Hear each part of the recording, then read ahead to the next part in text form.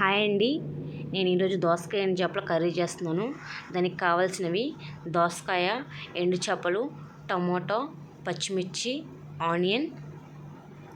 ముందుగా stove on చేసుకొని stove మీద గిన్నె పెట్టుకొని గిన్నె హీట్ అయిన తర్వాత దాంట్లో మనం కర్రీకి సరిపడినంత ఆయిల్ యాడ్ చేసుకుందాము. ఆయిల్ వేడెక్కిన తర్వాత మనం ముందుగా శుభ్రంగా కడిగి పెట్టుకున్న ఎండు చేప ముక్కల్ని ఆయిల్లో యాడ్ చేసుకుందామండి. ఎండు చేప ముక్కల్ని బాగా ఫ్రై చేసుకుందాము. ఎండు చేప ముక్కలను ఇలా ఫ్రై చేసుకోవటం వల్ల కూర నీచు వాసన లేకుండా ఉంటుంది. ఎండు చేప ముక్కలు బాగా ఫ్రై అయ్యాయి. ఇలా ఫ్రై అయిన ఎండు చేప ముక్కల్ని తీసి పక్కన గిన్నెలో పెట్టుకుందాము. అదే ఆయిల్లో ముందుగా మనం కట్ చేసి పెట్టుకున్న ఆనియన్స్ని కూడా యాడ్ చేసుకుందాము.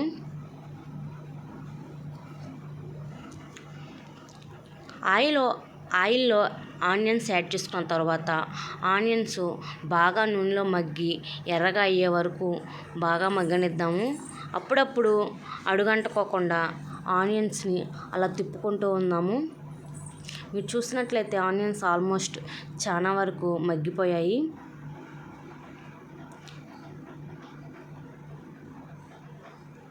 నెక్స్ట్ దాంట్లోకి మనం టమాటా ముక్కలను అయితే యాడ్ చేసుకుందాము.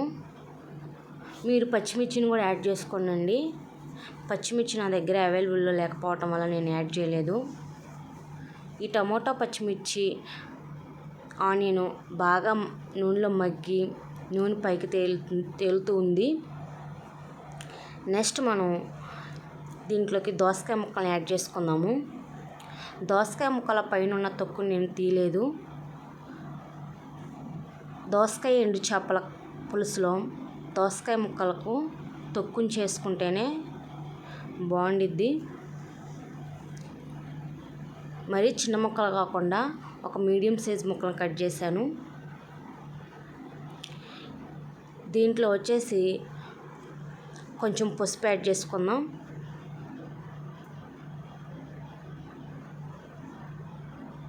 నెక్స్ట్ ఉప్పు కూడా యాడ్ చేసుకుందాం.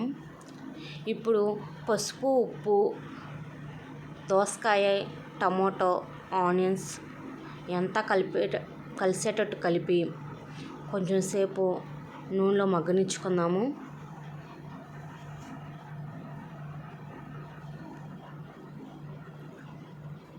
ఒక 5 నిమిషాలు మూత పెట్టి మగ్గించుకున్నట్లయితే దోసకాయ ముక్కల నుంచి వాటర్ అనేది వచ్చిద్ది. దోసకాయ, టమాటో, ఆనియన్ బాగా మగ్గిపోయిన తర్వాత దాంట్లోకి కూరకు సరిపడిన కారం అనేది యాడ్ చేసుకున్నాము. నేనైతే 2 టీ స్పూన్ల కారం యాడ్ చేశాను. తర్వాత మనం ముందుగా వేపి పెట్టుకున్న ఎండు చేప ముక్కలను కూడా యాడ్ చేసుకుందాము. కారం కర్రీ అంతా కలిసేటట్టు కలుపుకొని కొంచెం సేపు నూనెలో మగ్గించి కారం వాసన పోయే వరకు ఉంచి నెక్స్ట్ దాంట్లో మనం ముందుగా తీసి పెట్టుకున్న చింతపండు పులుసును కూడా యాడ్ చేసుకుందాము. చింతపండు పులుసు కర్రీకి పట్టేటట్టు ఒకసారి కలుపుకొని దాంట్లో పులుపుని అడ్జస్ట్ చేసుకొని ఇంకేమన్నా వాటర్ పడితే వాటర్ని కూడా యాడ్ చేసుకోండి. ఇప్పుడు వచ్చేసి ఈ కర్రీని మూతపెట్టి ఒక 5 నిమిషాల పాటు బాగా ఉడికించుకుందాము. మీరు చూసినట్లయితే కర్రీ బాగా ఉడుకుతూ ఉంది. ఇప్పుడు నెక్స్ట్ దోసకాయ ముక్క ఉడికింది లేదో చూసుకొని మనకి కూర ఎంత గ్రేవీ అయితే కావాలో అంత గ్రేవీ ఉంచుకొని కూర బాగా చిక్కబడిన తర్వాత ఇంక స్టవ్ ఆఫ్ చేసుకోవటమే. కర్రీ అయితే రెడీ అయిపోయింది.